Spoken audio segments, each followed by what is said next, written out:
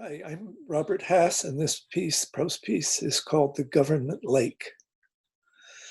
It was dark, and I could hear the cicada out the window where there's a lawn, several very large pines, and a pond.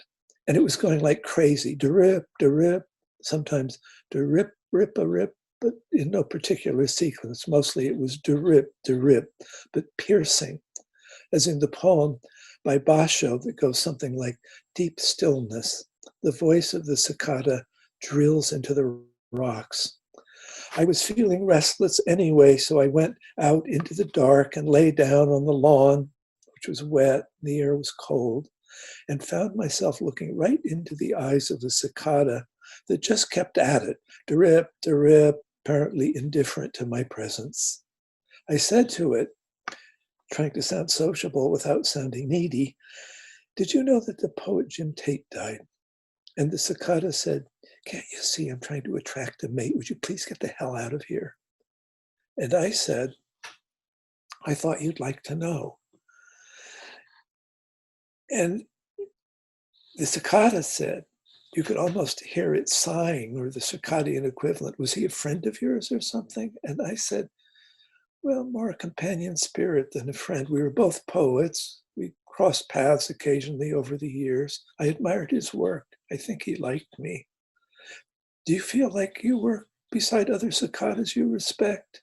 And he said, beginning to be interested in the conversation, which I was grateful for, "Of course not. We compete relentlessly. What do you think I'm doing out here in the dark?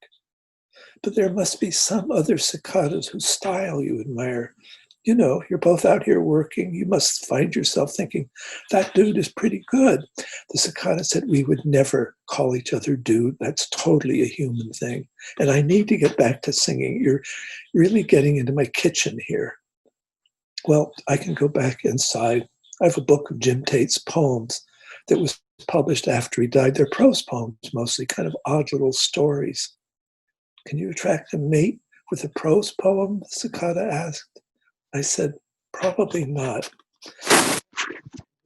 Lyric. So anyway, I'm going to make a joke, okay? Bug off.